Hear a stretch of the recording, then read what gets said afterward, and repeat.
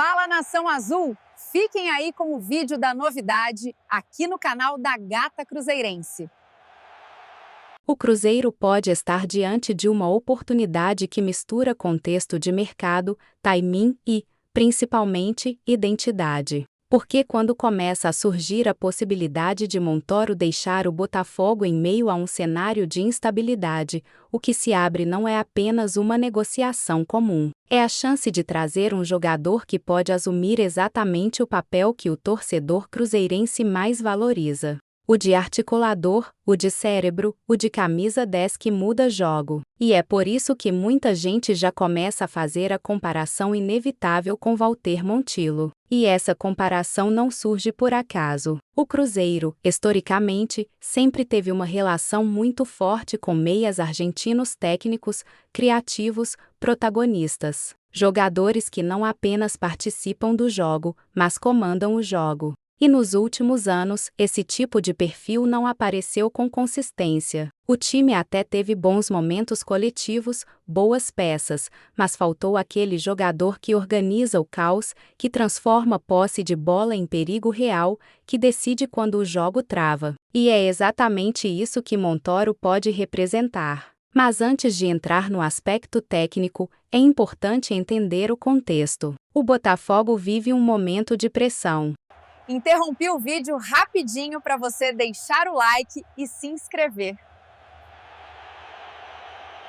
Questões internas, expectativa elevada, ambiente que nem sempre favorece todos os jogadores. E quando um atleta começa a perder espaço, a não se sentir totalmente integrado ou simplesmente enxerga uma oportunidade melhor, o mercado se abre. E é nesse tipo de situação que clubes atentos conseguem agir. O Cruzeiro, se estiver monitorando esse cenário, não está apenas olhando para um jogador disponível. Está olhando para um jogador que pode querer sair. E isso muda completamente a negociação, porque quando o atleta também tem interesse, o processo flui de forma diferente. Agora, entrando no aspecto técnico, o encaixe é quase natural. Montoro é um meia que joga entre linhas, que se movimenta bem, que tem visão de jogo, que consegue acelerar ou cadenciar conforme a necessidade. Ele não é apenas um passador.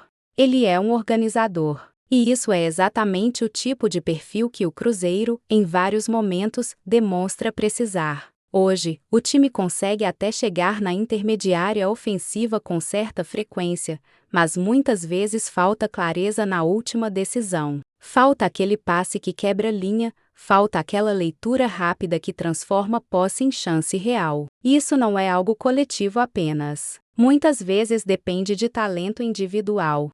Interrompi o vídeo rapidinho para você deixar o like e se inscrever. E é aí que um jogador como Montoro faz diferença. Ele enxerga antes. Ele executa rápido. Ele cria onde parece não haver espaço. E isso muda completamente o comportamento ofensivo do time. Agora, vamos aprofundar o impacto coletivo. Com um meia desse nível, o Cruzeiro passa a ter mais controle do jogo com a bola. Não é só posse por posse, é posse com intenção. É circulação que busca espaço, que cria desequilíbrio. E isso melhora o desempenho do time como um todo. O ponta recebe em melhores condições. O centroavante passa a ter mais chances claras. Os laterais encontram mais espaço para apoiar. Ou seja, o impacto se espalha. E isso é o que define um verdadeiro camisa 10. Agora, a comparação com Walter Montijo precisa ser tratada com cuidado, mas também com entendimento. Não se trata de dizer que é o mesmo jogador, mas sim de entender o tipo de função que pode ser exercida. Um jogador que assume protagonismo, que chama responsabilidade,